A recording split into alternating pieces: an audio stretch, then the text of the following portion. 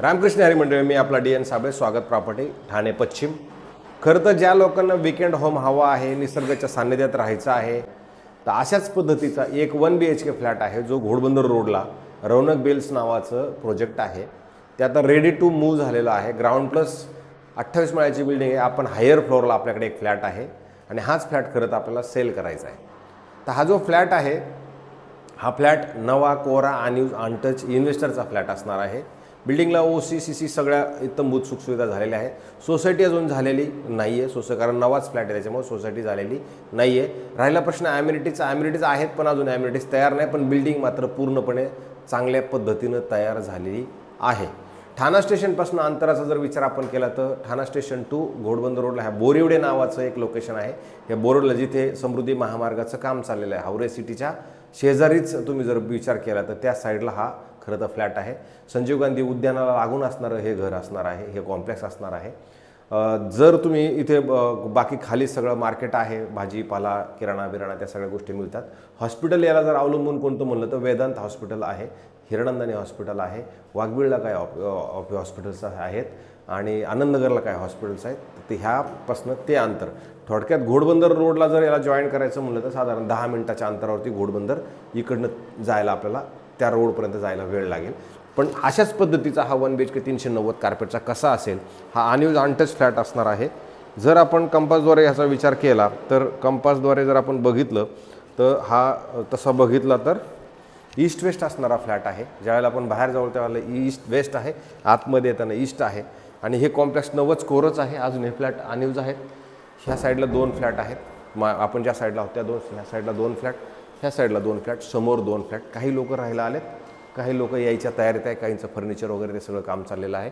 ह्या साईडला 2 लिफ्ट आहेत, अधिक ह्या साईडला 1 लिफ्ट आहे। अशा 3 लिफ्टचं प्रावधान मात्र ह्या पूर्ण फ्लोअरवरती आहे। आणि ज्यावेळा आपण ह्या साईडला जाणार आहोत त्यावेळेला 2 जणांसाठी एवढी अशी मोठी जागा आहे। आणि आपला हा फ्लॅट असणार आहे, याच्यात तुम्हाला हे आहे असंच मिळणार आहे।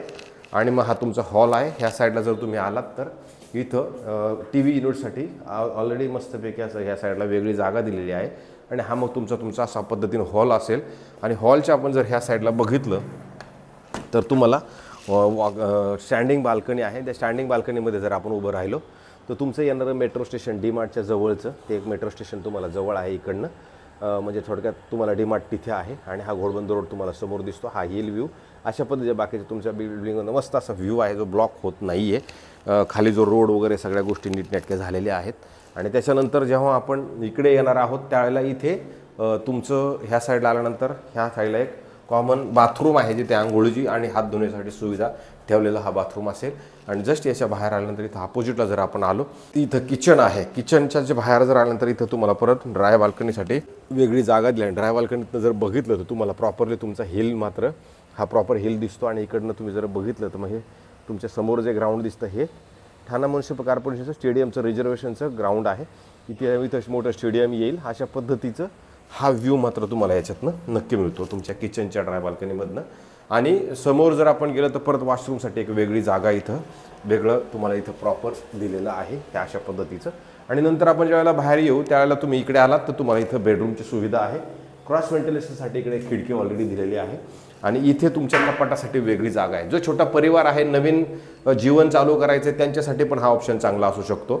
नवरा आणि बायको हे 2 लोक जरी असतील तर त्यांच्या परिवारासाठी किंवा नवीन आपलं मुंबई म्हणा ठाणेकर व्हायचं आहे त्यांच्यासाठी एक चांगला ऑप्शन असू शकतो। आणि ज्यावेळेला मग आपण बेडरूमच्या स्टँडिंग बाल्कनीमध्ये आपण जर उभं राहिलो तर समोर सुंदर मस्त चांगला व्ह्यू तुम्हाला दिसतो, जो तुमचा हिल तुम्हाला पूर्णपणे दिसतो, बाकीच्या बिल्डिंग्स दिसतात।